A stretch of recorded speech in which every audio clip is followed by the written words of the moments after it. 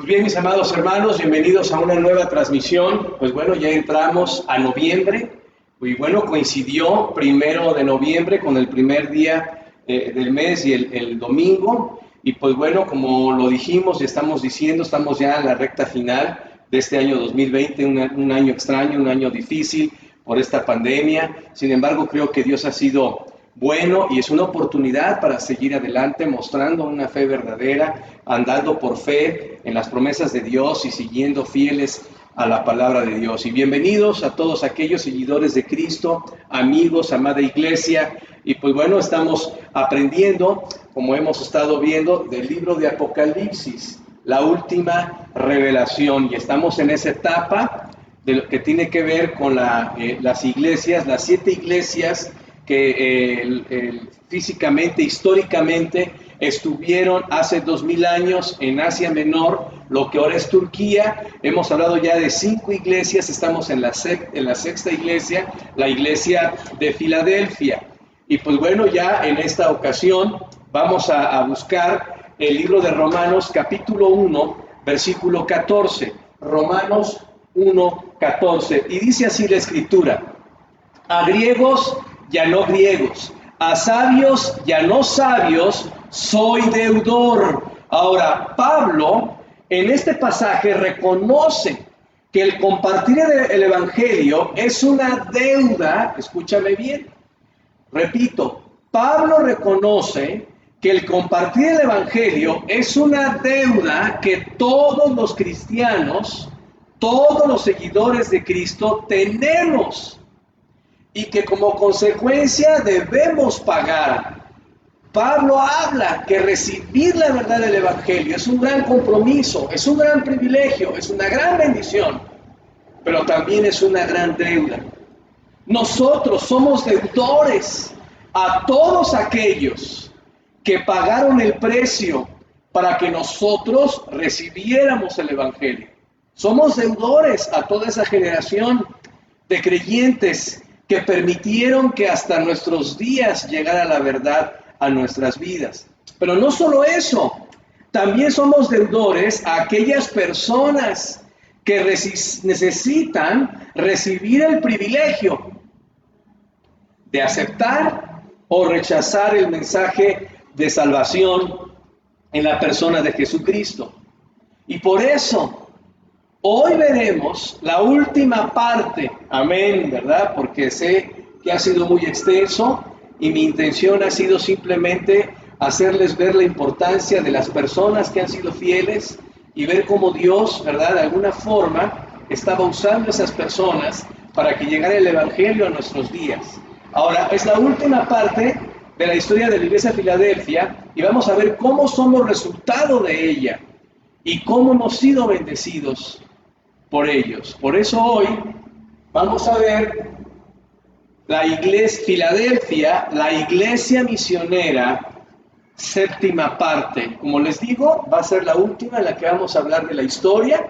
Vamos a volver al sermón expositivo, pero bueno, creo que vamos a cerrar con esta parte tan importante que sigue siendo la historia de aquellos hombres fieles, grupos que Dios ha usado y que han pagado un alto precio. Vamos a orar. Padre bendito, te damos gracias por esta oportunidad de aprender de tu palabra. Gracias, Dios, porque hemos visto mucho de la historia. Quizás para algunos ha sido pesado, pero es mi deseo y es mi oración, Señor, que tú uses esta historia para conectar la Biblia con la vida real, para que podamos entender lo que implica una consagración real, Señor. Porque estos hijos tuyos, estos grupos de hombres y mujeres que pagaron un alto precio, son personas de carne y hueso, que tuvieron problemas, luchas, como nosotros. Y es muy importante, Dios, que nosotros entendamos que tú estás esperando lo mismo de nosotros y que podamos ser animados e impulsados, Señor, a seguir sus pisadas. Toma el control, Señor, de esta enseñanza, habla a nuestro corazón, te lo rogamos en el nombre precioso de Cristo. Amén. Y bueno, repito, como les he dicho, pues estamos en esta etapa nada más de ver datos históricos y en esta ocasión vamos a ver a aquellos fieles, ¿verdad? Bueno, primeramente vamos a leer el pasaje que nos habla de nuevamente repito, de estas puertas abiertas para retomar esta promesa, esta característica y cualidad de la iglesia de Filadelfia. Dice Apocalipsis 3:8, yo conozco tus obras. He aquí he puesto delante de ti una puerta abierta, la cual nadie puede cerrar. Entonces, estamos viendo que la bendición de esta iglesia, de esta etapa, fue ser una iglesia de puertas abiertas. Estamos hablando del periodo de la iglesia que pagó el precio. Sin embargo, vamos a empezar a ver de aquellos primeros mensajeros de América del Norte. Comenzamos viendo cómo Dios, hablábamos de nuestra genealogía, la cual estamos orgullosos como bautistas. Hablábamos de cómo Dios preparó un escenario histórico para que Inglaterra se posicionara como una potencia mundial. Veíamos cómo a partir de allí Dios esparció el evangelio prácticamente en todo el mundo conocido, cómo se hicieron movimientos, cómo se levantaron hombres que pagaron un precio para que llegara la palabra de Dios hasta nosotros. Y esa es la parte que vamos a ver, porque estamos viendo cómo de este país en especial salieron misioneros que fueron preparando la obra para que llegara el evangelio a nosotros. Ahora aquí vamos a ver que en el año de 1604,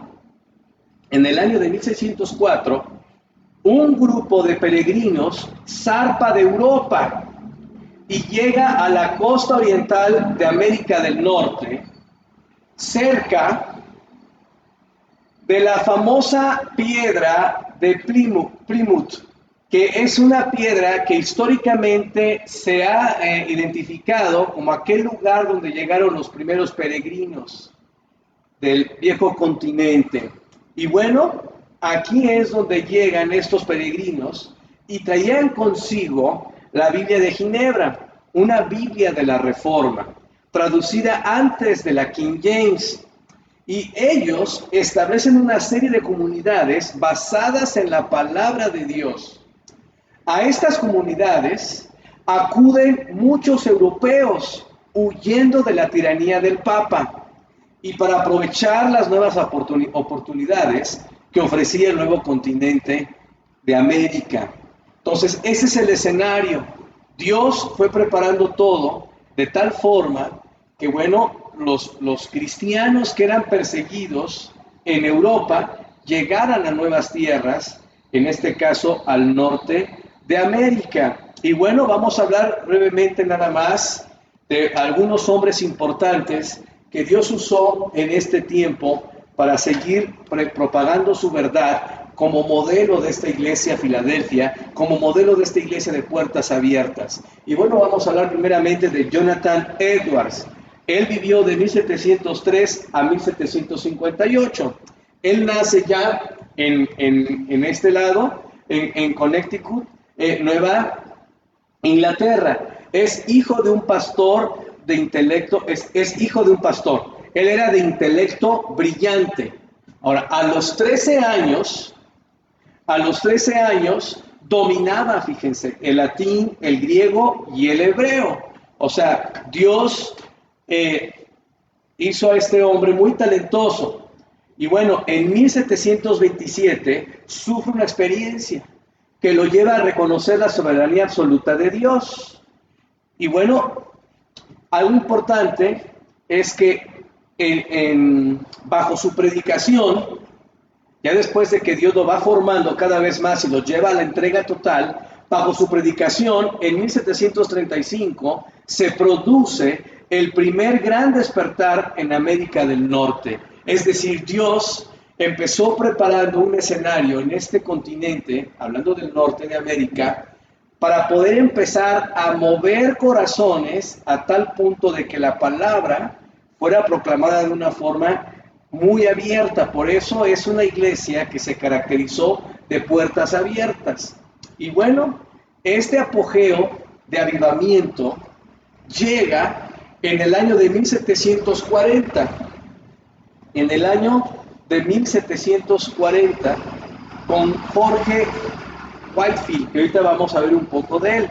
Edwards, hablando de Jonathan Edwards, es famoso por su mensaje titulado Pecadores en manos de un Dios airado. Este mensaje se dice que mientras lo predicaba Jonathan Edwards, las personas se sujetaban a las bancas por temor a que la tierra se abriera bajo sus pies y fueran a caer en el infierno. Estoy hablando, hermanos, de que en ese tiempo el mover del Espíritu Santo fue tal que cuando las personas llegaban a escuchar la palabra de Dios, recibían tanta convicción de sus pecados que en verdad era un fruto muy grande como resultado de este gran avivamiento. Y creo que este punto es muy importante, porque hablando de la iglesia de la Odisea, la que vamos a entrar a aprender muy próximamente, es la iglesia del humanismo, la iglesia de los derechos humanos. Y tenemos que entender que el Evangelio defiende los derechos de Dios y coloca al hombre en su verdadera posición delante de un Creador santo. Y obviamente este mensaje no sería muy popular hoy en día, en nuestro tiempo, pero no deja de ser el mensaje relevante y verdadero que Dios quiere que el hombre reciba. Y por eso aprovecho para dirigirme a aquellas personas, amigos, seguidores de Cristo, que están escuchando. No sé si recuerden, pero en una de las transmisiones primeras de la historia de la iglesia de Filadelfia, hablábamos de que la Biblia habla de un infierno literal. La Biblia habla de un lugar de juicio y tormento. Y no es un chantaje religioso, ni una cuestión de un Dios malo. Es la cuestión de un Dios justo. Y quiero decirte, en el nombre de Cristo, que la parte importante, la parte positiva, la nueva noticia, la buena noticia más bien, es que nadie, ni tú ni yo, necesitamos ir a ese lugar porque Jesucristo vino a eso, a la tierra. Vino para que tú y yo tengamos un encuentro personal con el Dios verdadero a través del perdón que Jesucristo nos ofrece en la cruz. Así que yo te animo que en verdad, cuando entendamos que somos pecadores en manos de un Dios airado, veas la parte de la provisión de Dios, que es la salvación en su Hijo. Pero bueno, volviendo al punto, en este mensaje veíamos que hubo un gran temor en la gente porque tenían esa convicción de lo que estaba recibiendo a través del mensajero. Ahora, Jonathan Edwards en sus escritos reconoce claramente que este gran despertar no fue por sus talentos o su brillantez, sino fue gracias a la obra de gracia del Espíritu Santo de Dios. Ahora, nuevamente, hablando de estos hombres que Dios ha usado, Jonathan Edwards lamentablemente muere a los 47 años al contraer la viruela después de haberse vacunado contra ella. Digo, es un dato que quise poner porque hoy en día vivimos una pandemia y a veces estamos con muchos temores y tenemos que reconocer que Dios tiene el control y que en realidad ha habido peores pandemias como la de la viruela negra, que cobró más, se cree, de 50 a 70 millones en Europa, cuando la población de Europa era de 150 o 200 millones, o sea, prácticamente la mitad del continente europeo murió por esta situación. Y ahora vemos aquí como un siervo de Dios murió joven, relativamente al año, y por lo menos eso yo digo, porque yo tengo 50 años, vemos que murió por haberse vacunado. Y otra vez, la pregunta que puede saltar a nuestra mente o a nuestro corazón es: ¿cómo es posible que una persona que estaba en el centro de la voluntad de Dios haya terminado así su vida? Pero bueno, es parte de lo que tenemos que aprender de este alto precio que pagaron y de la voluntad de Dios en este proceso de servirle con todo corazón. Ahora, otro hombre que ya habíamos mencionado es Jorge Whitefield. Él vivió de 1714 a 1770. Nace, y otra vez me cuesta trabajo siempre mencionar los nombres, nace en Gloucester, Inglaterra, en el año de 1714. Él recibe a Cristo en el año de 1735, o sea, más o menos a los 19 años, o 21 años, perdón. Ahora, se dice que Jorge Whitefield hizo en las colonias de América del Norte lo que Juan Wesley hizo en Inglaterra, del cual ya hemos hablado. Predicó en Nueva Inglaterra, que viene siendo la costa oriental de los Estados Unidos.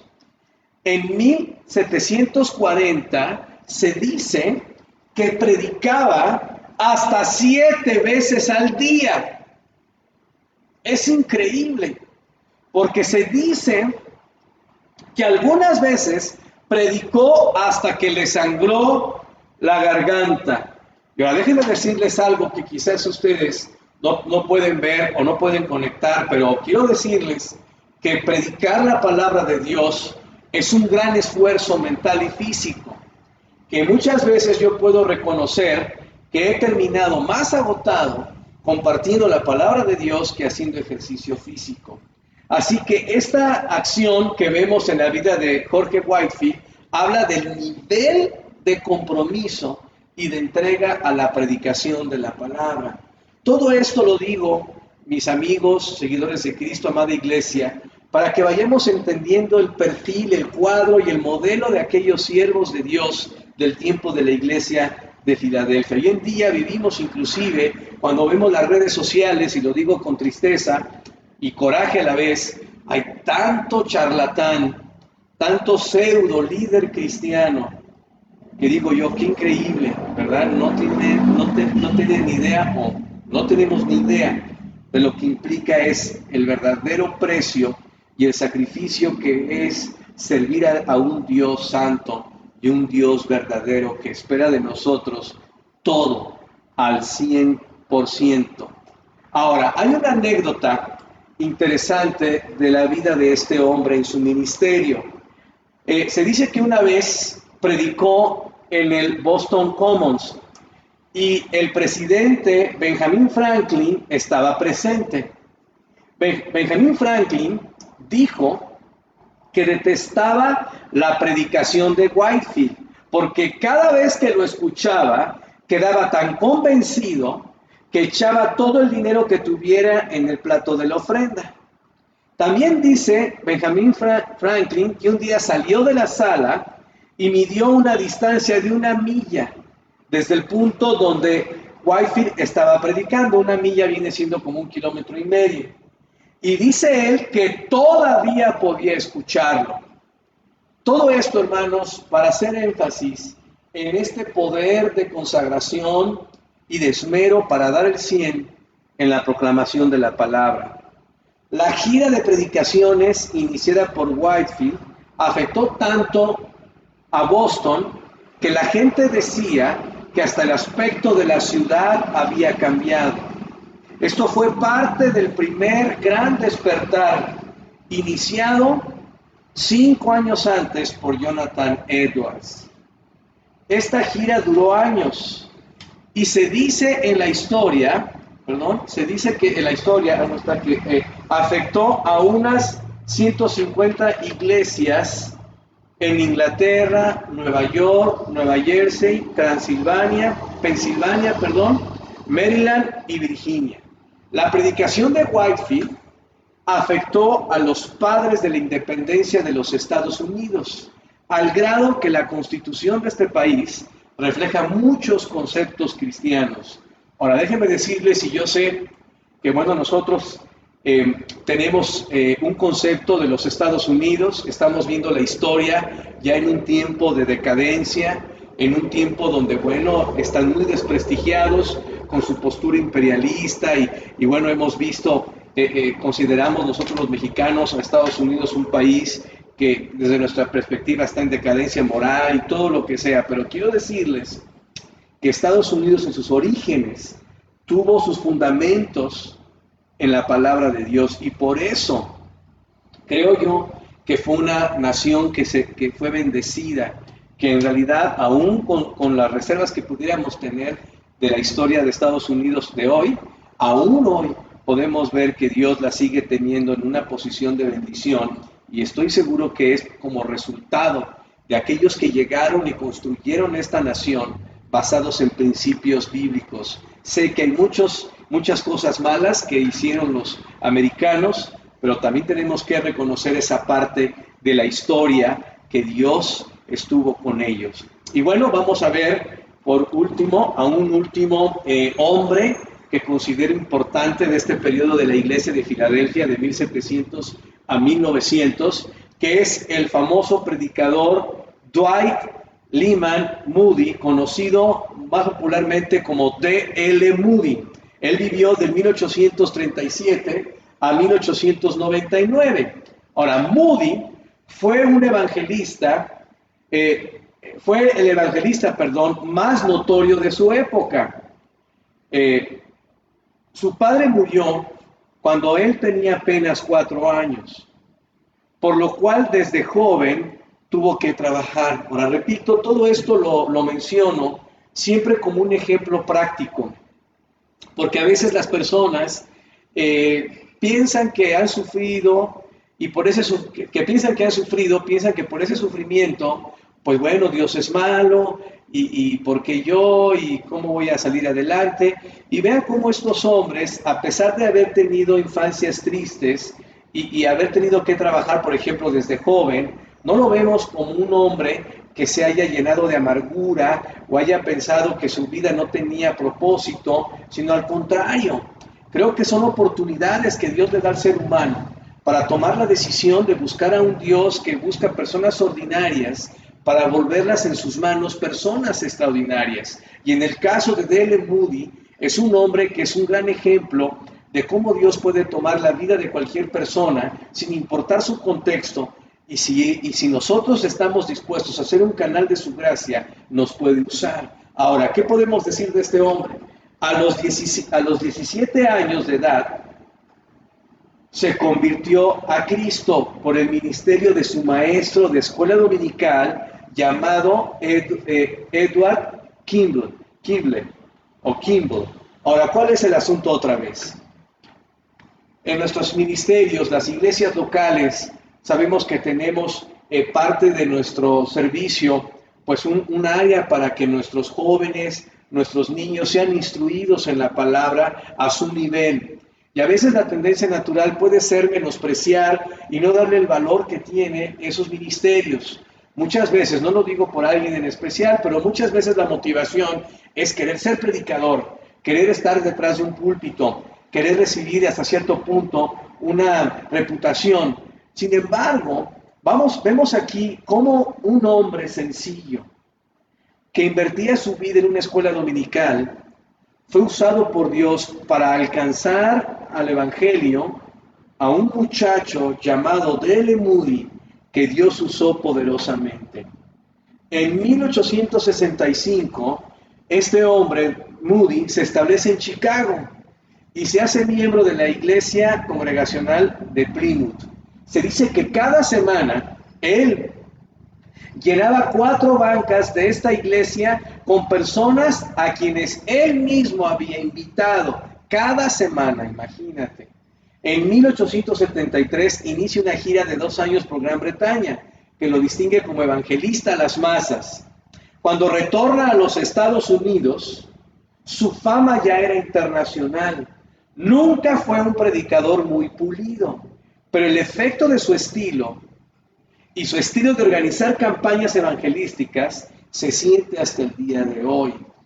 Se dice que Moody predicó a más de 1 millón de personas a lo largo de su ministerio. O sea, es algo hermoso, que está hablando de un tiempo de avivamiento, de un despertar espiritual, de este periodo tan hermoso de la historia de la iglesia de las puertas abiertas. Hubo 7 grandes despertares en los Estados Unidos y todos están en el periodo de la iglesia de Filadelfia, del año 1700 al año 1900. Ahora, hasta aquí hemos visto esta larga y quizás para algunos aburrida narración de la historia de algunos fieles y movimientos de esta época. Ahora, ¿por qué quise hablar de todo esto y llegar a la conclusión de todo esto? Bueno, quiero retomar la introducción, tomando el pasaje que vimos en Romanos 1:14, a griegos y a no griegos. a sabios y a no sabios soy deudor, dijo Pablo. ¿Por qué quiero llegar a eso? Porque en realidad tenemos que entender que cuando nosotros hemos sido bendecidos por la gracia de Dios, hemos recibido el Evangelio, ahora nosotros tenemos que entender que tenemos una gran responsabilidad. Y por eso quiero terminar hablando de una expresión importante.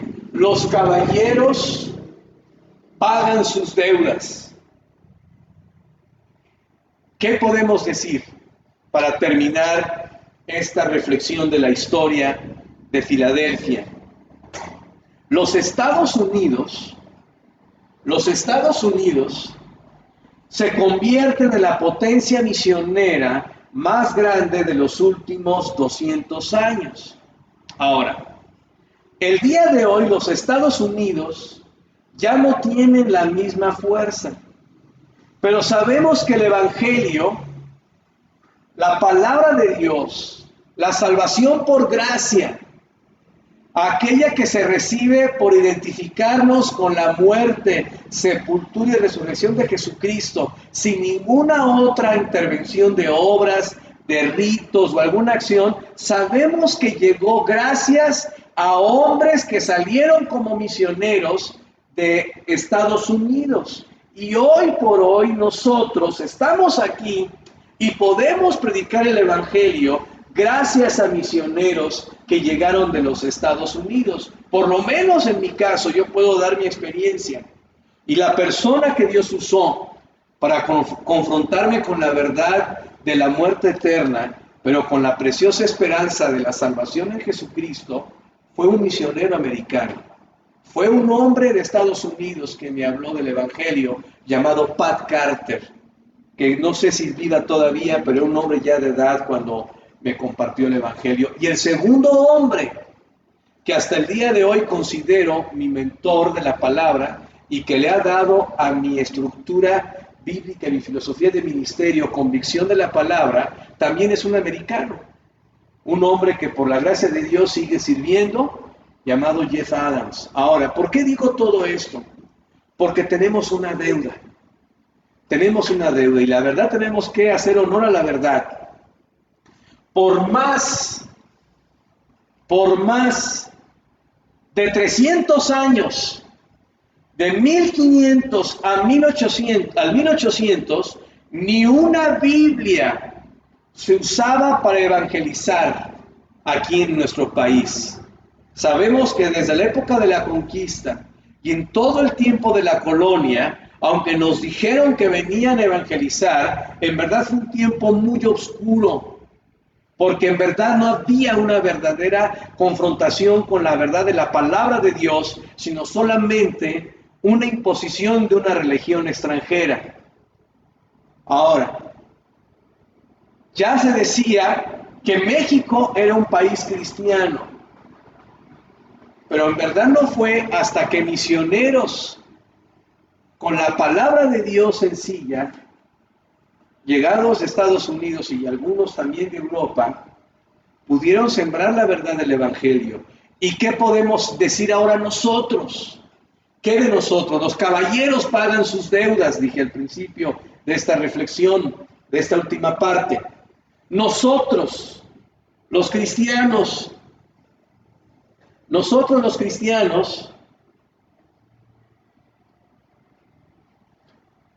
los hispanohablantes, los latinoamericanos, hoy tenemos la estafeta. Hoy nosotros somos los que tenemos el Evangelio en nuestras manos. Y ahora nosotros debemos pagar nuestra deuda. Tenemos una deuda. ¿Y cómo la pagamos? La pagamos tomando la palabra de Dios y pagando el precio de que llegue hasta lo último de la tierra. Déjame decirte que hoy en día el efecto más eficaz o la estrategia más eficaz para sembrar la palabra en el mundo el día de hoy que Dios está usando es a los latinoamericanos, a nosotros. Un mexicano es bienvenido en cualquier lugar del mundo y un latinoamericano lo mismo. Por eso nosotros tenemos que en verdad pensar en cómo podemos pagar esa deuda.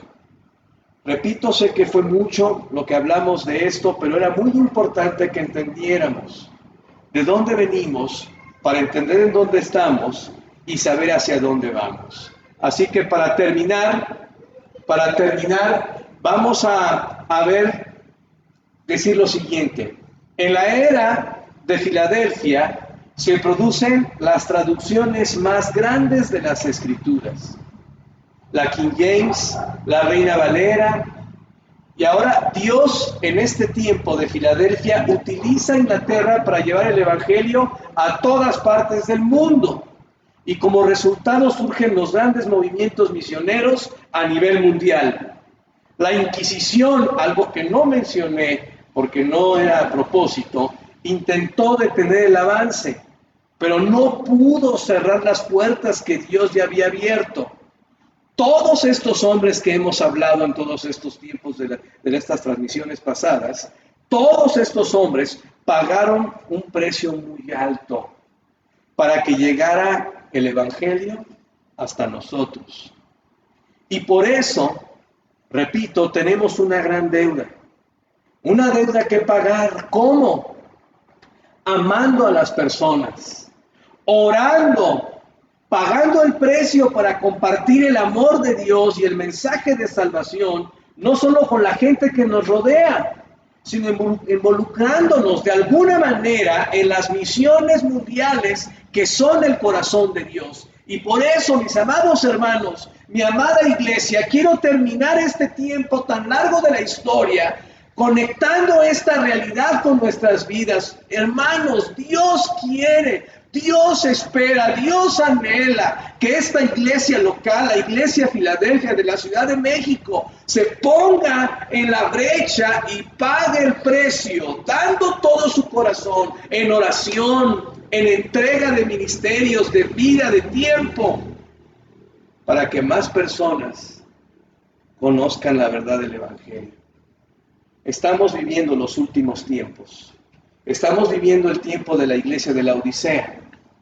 Pero nosotros, como lo he dicho vez tras vez, podemos ser una iglesia Filadelfia, no solo de nombre, sino de verdadera encarnación en nuestra vida.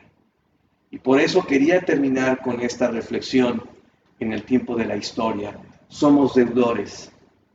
Solamente hay un camino para poder tener la vida eterna. Solamente hay una cosa relevante en este mundo, y es conocer al Dios encarnado, a aquel Dios que se hizo hombre y pagó por nuestros pecados en la cruz.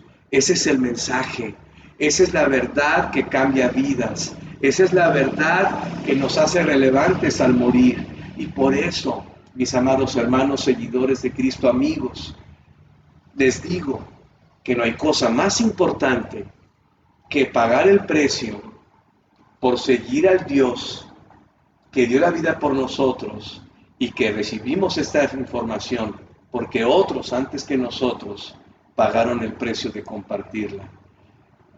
Paguemos esa deuda, seamos congruentes y hagamos lo que Dios nos guíe, dando el 100% para cumplir con nuestra parte en este tiempo de la historia. Es algo, mis hermanos, que en verdad debería de despertar nuestro corazón a dar una vida total para Cristo. Padre bendito, Dios todopoderoso, pues repito, Señor, quizás ha sido un poco cansado, para algunos quizás no ha sido tan relevante, pero en realidad es mi oración. Te suplico, Padre, te ruego que las vidas de estos hombres, los movimientos que tú levantaste, puedan ser una inspiración para nuestro corazón. Padre, en verdad, no hay otra forma de poder ver cómo actúas tú, sino viéndolo en la historia. Y no hay otra forma de ver el perfil y las características que tenemos que cumplir que viendo lo que dice la Escritura, como hemos aprendido de la iglesia de Filadelfia. Hay mucho más que aprender de esta iglesia, que seguiremos aprendiendo, pero ayúdanos en verdad a tener un corazón agradecido, porque nosotros te conocimos, nosotros recibimos la verdad, porque hubo personas que no se quedaron cómodas, que no se quedaron en su vida egoísta, sino que decidieron vivir para ti, cumpliendo tus propósitos, llamándonos a nosotros aún sin conocernos. Danos ese mismo corazón, danos esa misma carga. Son los últimos tiempos, Señor, aquí en la tierra como iglesia. Danos la oportunidad de hacer la diferencia, de ser una iglesia diferente, aunque vivamos un mundo, en una iglesia actual que no está pagando el precio. Gracias, Padre, por tu palabra. Te alabamos por tu amor y tu paciencia. En el nombre precioso de tu Hijo amado, nuestro Señor Jesucristo. Amén. Pues mis hermanos, como dije, gracias a Dios, hemos llegado al mes de noviembre, ya 2 meses más, en mes y medio, y entra lo que es las fechas navideñas, y pues bueno, sigamos cuidándonos, sigamos orando, sigamos pendientes, también obviamente pues va a entrar el frío, y pues bueno, tenemos que cuidarnos más. Sabemos que ahora no solo está el coronavirus, sino entra la influenza y tenemos que tener mucho cuidado. Pero bueno, sigamos en verdad orando, sigamos conectándonos también a los grupos que hay en la semana y pues bueno, sigamos fieles adelante confiando en nuestro Señor. Dios los bendiga y los espero en la siguiente transmisión.